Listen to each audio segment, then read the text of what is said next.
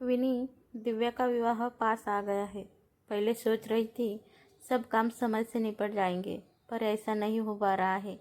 थोड़ा जल्दी आ सके तो अच्छा है। बहुत काम है, समझ नहीं पा रही हूँ कि कहाँ से कार्य प्रारंभ करूँ। कुछ शॉपिंग कर ली है और कुछ बाकी है। दीदी, आप चिंता न करें, मैं अवश्य पहुँच जाऊँगी। आखिर मेरी बेटी का भी तो विवाह है, विनीता ने उत्तर दिया। विनीता अपनी बड़ी बहन सुनीता की बात मानकर विवाह से लगभग 15 दिन पूर्व ही चली आई थी। उसकी 7 वर्षीय बेटी पूर्वा भी उसके साथ आ गई थी। विशाल, विक्रांत की पढ़ाई के कारण बाद में आने वाले थे। विनीता को आया देखकर सुनीता ने चैन की सांस ली। चाय का प्याला उसके हाथ में देते हुए बोली, पहले चाय पी ले, बाकी बाद में देख करेंगे। विनीता ने चाय का प्याला उठाया। टूटा हैंडल देकर वो आश्चर्य से भर उठी। ऐसे कप में किसी को चाय देना तो दूर वह उसे उठाकर फेंक दिया करती थी, पर इतने शानो शौकत से रहने वाली दीदी के घर भला ऐसी क्या कमी है जो उन्होंने उसे ऐसे कप में चाय दी। मन किया वह चाय न पिए, पर रिश्ते की मर्यादा को ध्यान में रखते हुए खून का घूंट पीकर चाय सिप करने लगी।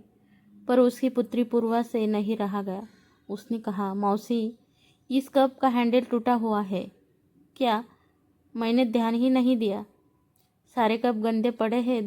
मुनिया भी पता नहीं कहाँ चली गई। चाय की पत्ती लाने भेजा था, 1 घंटे से ज़्यादा हो गया, अभी तक नहीं आई। नौकरानियों से कप ही नहीं बचते। अभी कुछ दिन पहले ही तो खरीद कर लाई थी। दूसरा निकाल लूँगी तो उसका भी यही हाल होगा। वैसे भी विवाह से 3 दिन पहले होटल में शिफ्ट होना ही है। अभी तो हम लोग ही हैं, इन्हीं से काम चला लेते हैं, सुनीता ने सफाई देते हुए कहा। विनीता ने कुछ नहीं कहा, चुपचाप चाय पीने लगी तथा पूर्वा खेलने में लग गई। विनीता भी सुनीता के साथ विवाह के कार्यों की समीक्षा करने, उन्हें पूर्ण करने में जुट गई। कुछ दिन बाद नंदिता भी आ गई।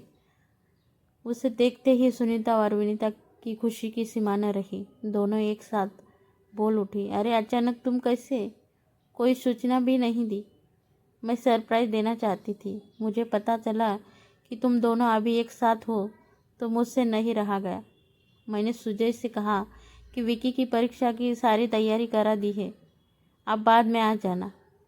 मैं जा रही हूँ। कम से कम हम तीनों बहनें दिव्या के विवाह के बहाने ही कुछ दिनों साथ साथ रह लेंगे।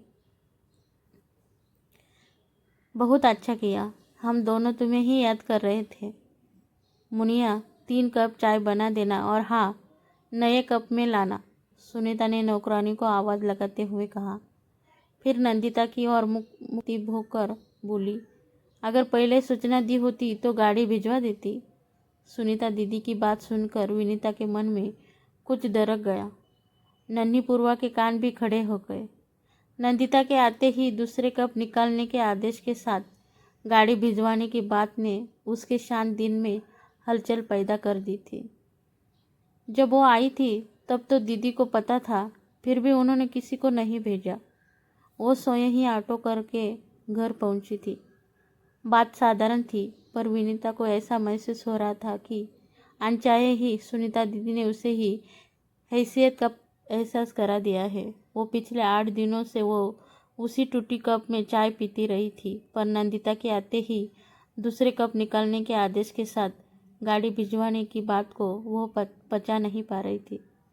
मन कर रहा था वह वहाँ से उठकर चले जाए, पर न जाने किस मजबूरी के कारण उसके शरीर ने उसके मन की बात मानने से इनकार कर दिया। विनीता तीनों बहनों में से छोटी है। सुनीता और नंदिता के विवाह संपन्न परिवारों में हुए थे, पर पिताजी की मृत्यु के बाद घर की स्थिति दयनीय हो गई थी। फैमिली वेकेशन पैकेज भाई ने अपनी हैसियत के अनुसार घर वर ढूंढा और विवाह कर दिया। यद्यपि विशाल की नौकरी उसके जीजाजी की तुलना में कम थी, संपत्ति भी उनके बराबर नहीं थी, पर वह अत्यंत परिश्रमी, सुलझे हुए स्वभाव के बहुत अच्छे इंसान हैं। उन्होंने उसे कभी किसी कमी का एहसास नहीं होने दिया था, और उसने भी अपने छोटे से घर को इतने सुरुचिपूर्ण ढंग से सजा रखा है कि विशाल के सहकर्मी उससे ईर्ष्या करते हैं। सो ये काम करने के कारण उसके घर में कभी भी गंदगी का नामो निशान नहीं रहता था और नहीं टूटे फूटे बर्तनों का जमावड़ा। यह बात अलग है कि ऐसे ही पारिवारिक आयोजन उसे चाहे अनचाहे उसकी हैसियत का एहसास करा जाते हैं, पर अपनी सगी बहन को अपने साथ ऐसा व्यवहार करते देखकर वो स्तब्ध रह गई। क्या अब नया सेट खराब नहीं होगा? हमेशा की तरह इस बार भी सुनीता और नंदिता गप मारने लग जाती और विनीता काम में लगी रहती थी। अगर वह समय निकालकर उनके पास बैठी तो थोड़ी ही देर बाद कोई काम आने पर उसे ही उठाना पड़ता था। पहले वह इन सब बातों पर इतना ध्यान नहीं दिया करती थी, पर इस बार उसे काम में लगा देखकर एक दिन उसकी पुत्री पूर्वा ने कहा, मम्मा, दोनों मौसियाँ बातें करती रहती है और आप काम में लगी रहती हो, मुझे अच्छा नहीं लगता। बेटा, वे दोनों बड़ी है, मुझे उनका काम करने में खुशी मिलती है। पूर्वा की बात सुनकर वह चौंकी पर संतुलित उत्तर दिया। फैमिली वेकेशन पैकेज, उसने उत्तर तो दे दिया, पर पूर्वा की बातें चाहे अनचाहे उसके दिमाग में गूंजने लगे। पहले भी इस तरह की बातें उसके मन में उठा करती थी, पर यह सोचकर अपनी आवाज़ दबा दिया करती थी कि आखिर वे उसकी बड़ी बहनें हैं। अगर वे उससे कोई काम करने के लिए कहती है तो इसमें बुराई क्या है। पर इस बार बात कुछ और थी जो उसे बार बार चुभ रही थी। न चाहते हुए भी दीदी का नंदिता के आते ही नए कप में चाय लाने वो गाड़ी भेजने का आग्रह उसके दिल और दिमाग में हथौड़ा मारने लगता। जब जब ऐसा होता वो यह सोचकर मन को समझाने का प्रयास करती कि हो सकता है वो सब दीदी से अनजाने में हुआ हो, उनका वह मंतव्य न हो जो वो सोच रही है। आखिर वो उनकी छोटी बहन है, वे उसके साथ भेदभाव क्यों करेंगी। सच तो यह है कि दीदी का उस पर अत्यंत ही विश्वास है, तभी तो अपनी सहायता के लिए दीदी ने उसे ही बुलाया। उनका उसके बिना कोई काम नहीं हो पाता है, चाहे वो दुल्हन की ड्रेस की पैकिंग हो या बक्से को अरेंज करना हो, चाहे मिठाई के डब्बे रखने की व्यवस्था करनी हो, और तो और विवाह के समय काम आने वाली सारी सामग्री की जिम्मेदारी भी उसी पर थी। दिव्या भी अक्सर उससे ही आकर सलाह लेते हुए पूछती, मौसी, इस ड्रेस के साथ कौन सी ज्वेलरी पहनूंगी, या ये चूड़ियाँ, पर्स और सैंडल मैच कर रही है या नहीं। विवाह की लगभग आधी से अधिक शॉपिंग तो दिव्या ने उसके साथ ही जाकर की थी। वो कहती, मौसी, आपका ड्रेस सेंस बहुत अच्छा है, वरना मम्मा और नंदिता मौसी को तो भारी भरकम कपड़े या हेवी ज्वेलरी ही पसंद आती है। अब भला मैं उनको पहनकर ऑफिस तो जा नहीं सकती, फिर लेने से क्या फ़ायदा। कहते हैं मन अच्छा न हो तो छोटी से छोटी बात भी बुरी लगने लग जाती है। शायद यही कारण था कि आजकल वह हर बात का अलग ही अर्थ निकाल रही थी। यह सच है कि दिव्या का निश्चल व्यवहार उसके दिल पर लगे घावों पर मरहम का काम कर रहा था, पर दीदी की टोका टोकी असहनीय होती जा रही थी। उसे लग रहा था कि काम निकलना भी एक कला है, बस थोड़ी सी प्रशंसा कर दो और उसके जैसे बेवकूफ़ बेदाम के गुलाब बन जाते हैं। मन कह रहा था व्यर्थ ही जल्दी आ गई, काम तो सारे होते ही, कम से कम यह मानसिक यंत्रणा तो न झेलनी पड़ती। विनीता, जरा इधर आना, सुनीता ने आवाज़ लगाई। देख, यह सेट नंदिता लाई है दिव्या को देने के लिए। विनीता के आते ही सुनीता ने नंदिता का लाया सेट उसे दिखाते हुए कहा, बहुत खूबसूरत है। विनीता ने उसे हाथ में लेकर देखते हुए निश्चल मन से कहा, पूरे 2.5 लाख रुपए का है।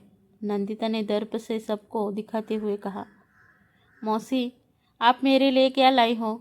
वही खड़ी दिव्या ने विनीता की तरफ देखकर बच्चों सी मनोहार की। नंदिता का यह वाक्य सुनकर विनीता का मन बुझ गया। अपना लाया गिफ्ट उस बहुमूल्य सेट की तुलना में नगण्य लगने लगा, पर दिव्या के आग्रहों को वो कैसे ठुकराती। उसने संकुचाते हुए सूटकेस से अपना लाया उपहार निकालकर उसे दिखाया। उसका उपहार देखकर दिव्या खुशी से बोली, वाह मौसी, आपका जवाब नहीं, यह पेंडेंट बहुत ही खूबसूरत है, साथ ही व्हाइट गोल्ड की चेन। ऐसा ही कुछ तो मैं चाहती थी, इसे तो मैं हमेशा पहन सकती हूँ। दिव्या की बात सुनकर विनीता के चेहरे पर रौनक लौट आई। लाखों के उस डायमंड सेट की जगह हजारों का उपहार दिव्या को पसंद आया। यही उसके लिए बहुत था। विवाह खुशी खुशी संपन्न हो गया और सभी अपने अपने घर चले गए। विनीता भी धीरे धीरे सब भूलने लगी। समय बड़े से बड़े घाव को भर देता है। वैसे भी दिव्या के विवाह के बाद मिलना भी नहीं हो पाया, नहीं दीदी और न ही उसके प्रयत्न किया। उस फोन पर ही बातें हो जाया करती थी। समय के साथ विकी को आईआईटी कानपुर में दाखिला मिल गया और पूर्वा +2 में आ गई। इसके साथ ही वो मेडिकल की तैयारी कर रही थी। समय के साथ विशाल के प्रमोशन होते गए और अब वे मैनेजर बन गए हैं। एक दिन सुनीता दीदी का फ़ोन आया कि तुम्हारे जीजाजी को वहाँ किसी प्रोजेक्ट के सिलसिले में आना है। मैं भी आ रही हूँ, बहुत दिन हो गए हैं तुम सबसे मिले हुए। दीदी पहली बार उसके घर आ रही है, सो पिछली बात सारी बातें भूलकर उत्सुकता से विनीता उनके आने का इंतज़ार कर के साथ तैयारियां भी करने लगी। सोने के कमरे को उनके अनुसार सेट कर लिया और दीदी की पसंद की खस्ता कचौड़ी बना ली। वो रसगुल्ले मंगा लिए। खाने में जीजाजी की पसंद का मलाई कोफ्ता वो पनीर भुर्जी भी बना ली थी। उसने दीदी जीजाजी की खातिरदारी का पूरा इंतज़ाम कर रखा था। पर न जाने क्यों पूर्वा को उसका इतना उत्साह पसंद नहीं आ रहा था। जीजाजी दीदी को ड्रॉप कर यह कहते हुए चले गए, मुझे देर हो रही है विनीता, मैं निकलता हूँ, आते आते शाम हो जाएगी। तब तक तुम अपनी बहन से खूब बात कर लो। बहुत तरस रही थी ये तुमसे मिलने के लिए। शाम को आकर तुम सबसे मिलता हूँ। दीदी ने उसका घर देखकर कहा, छोटे घर को भी तूने बहुत ही करीने से सजा रखा है। विशेषतः उन्हें पूर्वा का कमरा बहुत पसंद आया। तब तक पूर्वा ने नाश्ता लगा दिया। नाश्ते के बाद पूर्वा चाय ले आई। चाय का कप मौसी को पकड़ाया। सुनीता उस कप को देखकर चौंकी। विनीता कुछ कहने के लिए मुंह खोलती उससे पहले ही पूर्वा ने कहा, मौसी इस कप को देखकर आपको आश्चर्य हो रहा होगा, पर दिव्या दीदी के विवाह में आपने मम्मा को ऐसे ही कप में चाय दी थी। हफ्ते भर तक वे ऐसे ही कपों में चाय पीती रही, जबकि नंदिता मौसी के आते ही आपने नया टी सेट निकलवा दिया था। मौसी तब से मेरे मन में यह बात रह कर टिस देती रहती थी।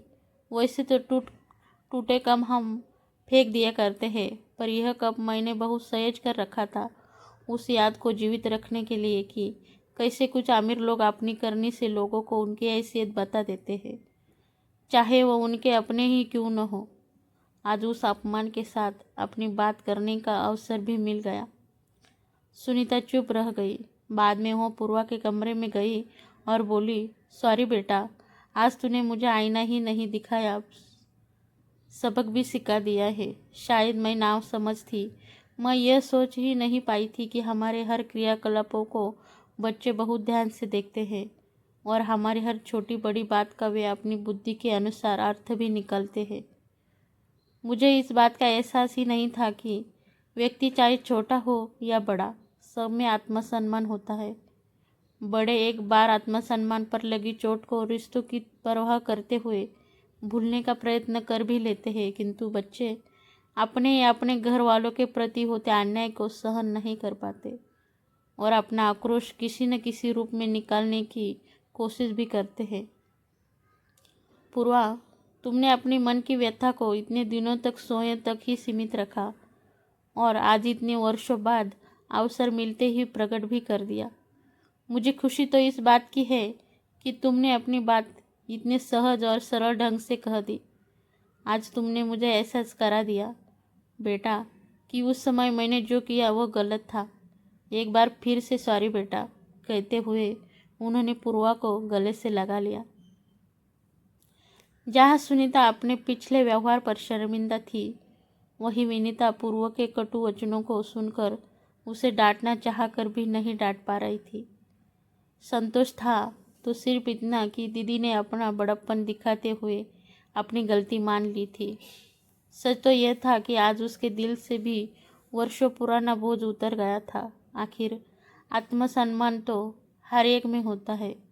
उस पर लगी चोट व्यक्ति के दिन का चैन और रात की नींद चुरा लेती है। शायद उसकी पुत्र के साथ भी ऐसा ही हुआ था।